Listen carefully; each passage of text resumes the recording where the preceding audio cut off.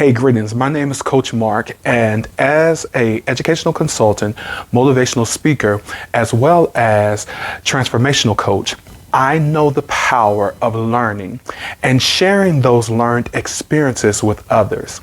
I recently had the opportunity to travel to South Africa, Johannesburg, and Cape Town. And here are the top 10 things that I learned on my vacation.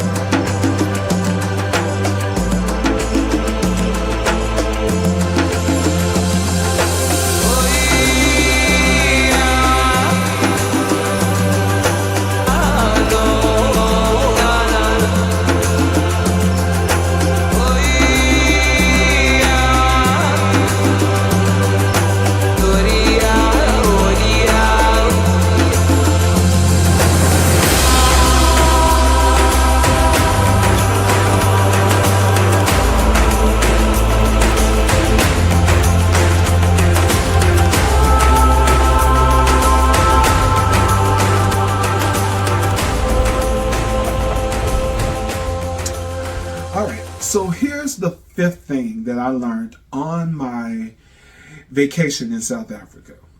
So during my tour, I was taken to Freedom Square, where I got to see, and this is in the city of Soweto, I got to see this monument where they had pretty much engraved the Freedom Charter. Now, the Freedom Charter is considered the founding document of a free South Africa. So in 1955, Congress of the People created a vision of what they wanted South Africa to be like. Now, remember, they were still in apartheid. Apartheid government still ran.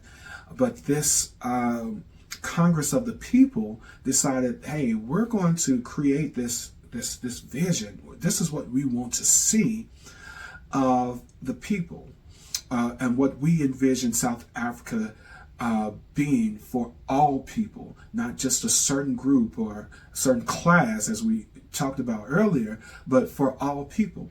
Now, as the years went through, there was proposals that were gathered and correlated with white activists to formulate what is called the Freedom Charter. This became the backbone of the Constitution that is currently in place, that came in effect after Nelson Mandela was elected president in 1994 after the elections. But what stood out for me was when I went to this monument, they have orchestrated and created it in such a way, in this pendulum, round pendulum, that has these 10 visions of what South Africa will look like. And as I read through this vision, it is a global vision, and it is a vision that speaks to, so many things that even we fight for here in the U.S. So, like, some of that was education for all. And I don't think it stated education, but it talked about the literacy gap and everyone being able to access and read. It talked about healthcare and providing healthcare for all people and so forth. So while this was a charter for South Africa and the vision that they had South Africa, I call it a global charter because in so many countries, even here in the U.S., these are all things that we are still fighting for. And to hear the South Africans speak of these items and speak of this vision, and while they will openly acknowledge that the vision has not come to pass, it is still a hope, a desire that they will see all of these tenets of this charter come to life and come to fruition in their lifetime.